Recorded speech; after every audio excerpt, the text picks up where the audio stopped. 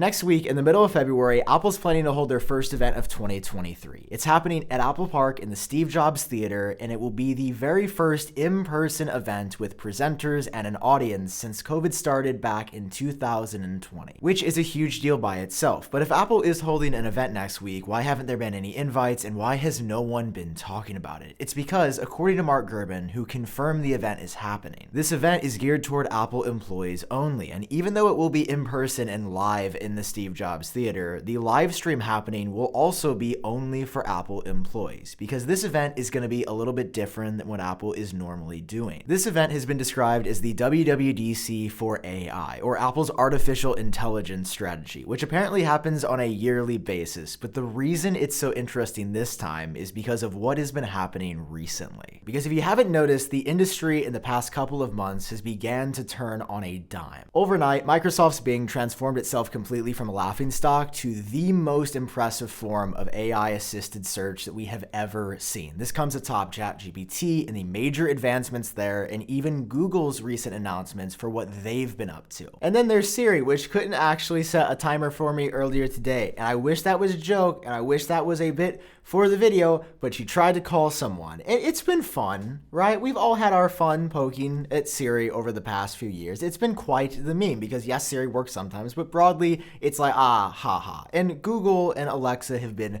obviously quite ahead of Siri for the voice commands and what the assistant can do for a while. But Siri's still been hanging on. Like, she's a default on iPhones, and it's been passable. But now, with these recent announcements, I gotta be honest, I think Siri's days of even remotely competing are shrinking really quickly, because to this day, what is Apple's response to these announcements?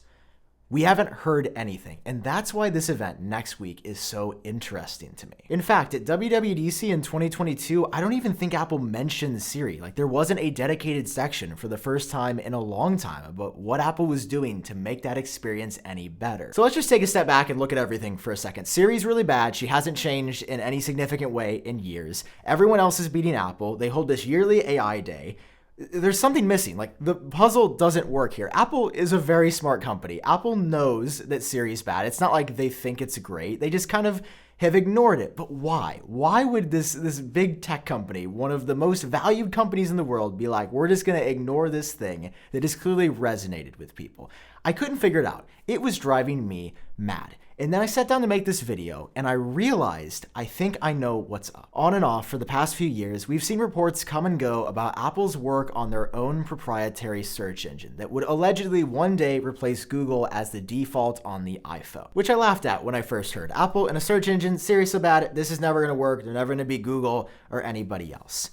But what if, this is just me guessing, like, what if Apple stopped seriously working on Siri a few years ago? Thus, why it's just changed so minimally over the past 5-6 years. And what if they've been working on building this AI-powered search engine, something very similar to what we're seeing with ChatGPT and Google and Bing? What if Apple is working on their own version of this? And that's what the hirings and all of these resources have been diverted to. Now, this is just my opinion, but again, we haven't just seen one report about Apple working on a search engine. We've seen multiple from incredibly reliable sources over the years. And I'm always a believer in where there's smoke, there's fire. And Apple is up to something here. Not to mention the obvious paper trail that Apple has left behind. They acquired a startup called LaserLike in 2019 that is specializing in search results from the web and making sure users get the best information. And they even hired the literal head of Google search a couple of years ago. It's just wild to me that right now this is completely under the radar, that nobody's talking about this in Apple's AI Day next week, because